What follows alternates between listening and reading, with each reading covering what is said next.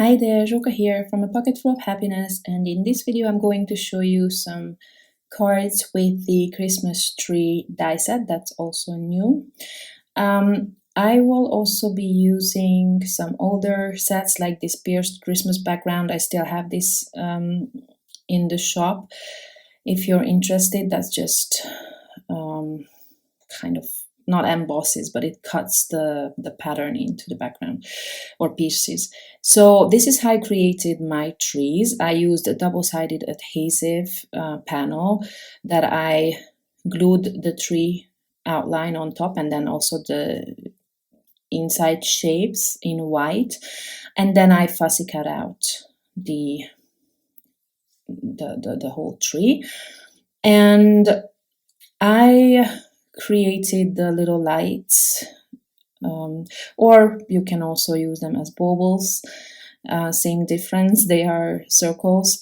So I die cut them from color cardstock and also white and layer them up because I want the ornament or lights to be a bit more dimensional.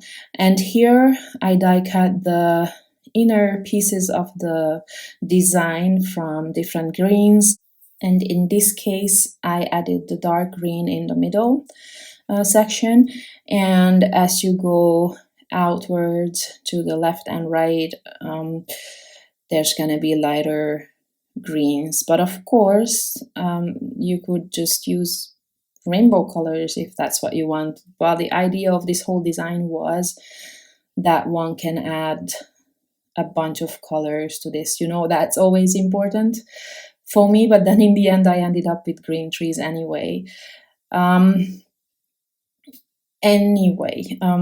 So I will create a few of these trees for one of the cards in this same arrangement, and then I will also make another tree where the light green is going to be on the top row, and then it's gonna go darker as you go towards the bottom of the tree, just to show you two different options for this.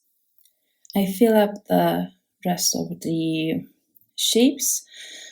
As you can see, I don't know if I mentioned it already because I'm doing all these videos in one go.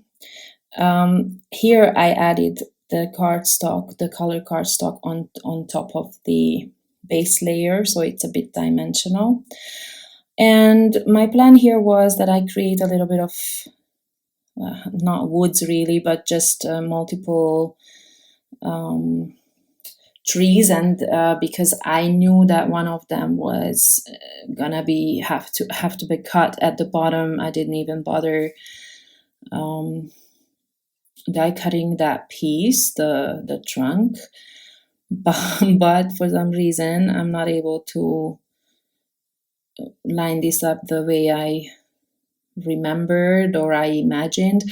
And to be honest, when I finally settle on the final arrangement here, I kind of didn't notice or care that the trunk piece, there's like, I shouldn't have cut it off because I'm going to now trim it off. I don't know if you see the panel that I'm now arranging my trees on, it's actually a little bit smaller than 5 by 7 inch because I wanted to add kind of a framed work onto my panel or the card base. So this is maybe like a 1/4 of an inch smaller on so 1/8 of an inch on each side, I mean, if that makes sense. And that's kind of my go-to if I want to have a frame. And then you will see here now that I trimmed it, that it's just such a teeny tiny piece of the trunk is visible. It looks kind of stupid. And then I realized when I leave a larger piece, it would have looked better probably if I leave that and only trim these trunks when the panel is already on the card base, and they, you know, there would be a little bit of an overhang but that's okay with me. I mean, I'm just telling you this in case you want to learn from it, or maybe you like it that way. I don't know, but I don't know. It just looks so weird to my eyes. And here, the for the last. So first of all, now I'm going to glue this down without first trimming that tree, the third one.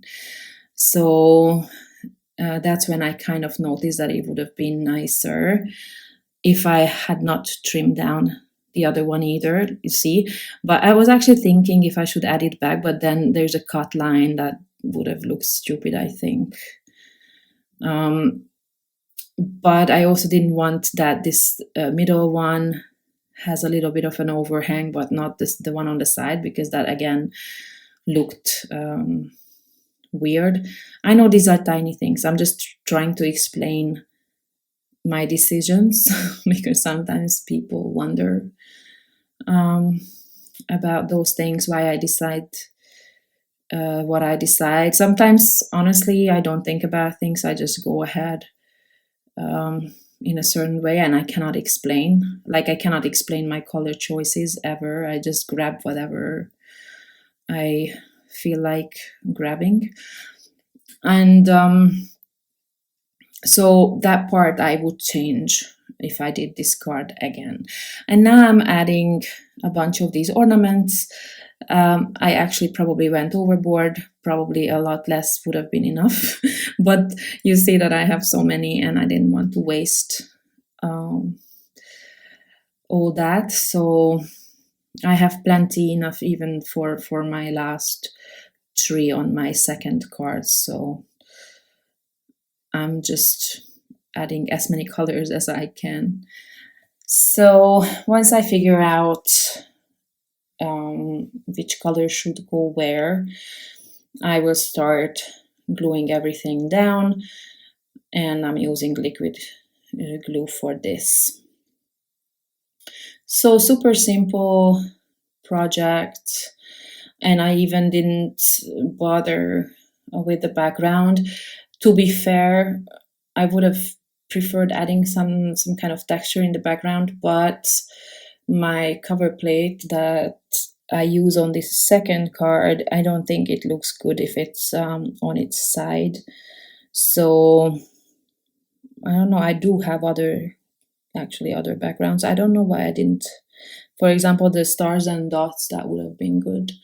And I think I still have some in stock as well. Well, anyway, so this one is just plain white.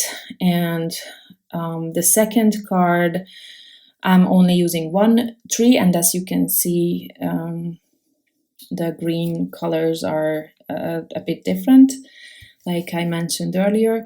And I'm using a different sentiment here, but I'm not using Holly Jolly, but I do use the Christmas from the Holly Jolly Christmas set, and I wanted it to look perfect. So I kind of centered this template in the middle at the bottom, and I'm now filling up the letters, and then I'll remove the template because I will not want to use the other part of the sentiment. So next up, this Mary here I had left over from another project, and I thought it's a bit darker craft cardstock than the trunk, so I thought that works. And this sentiment is a part of the sentiment from the String Lights, I think, the Be Merry sentiment. So I thought maybe I could just mix and match some of the sentiments that I created for this release, just so that you can get more out of your supplies. And instead of the little ornaments, again, you could also use some enamel dots, which I don't know why it didn't even cross my mind when I am so into enamel dots. But you know, since we moved house, I don't know where my solid enamel dots are. The ones that I'm not selling, but the ones that I'm keeping for myself, the whole stash, I have no idea where they are. I have to really look through my cupboards. Most of my supplies are in storage as well.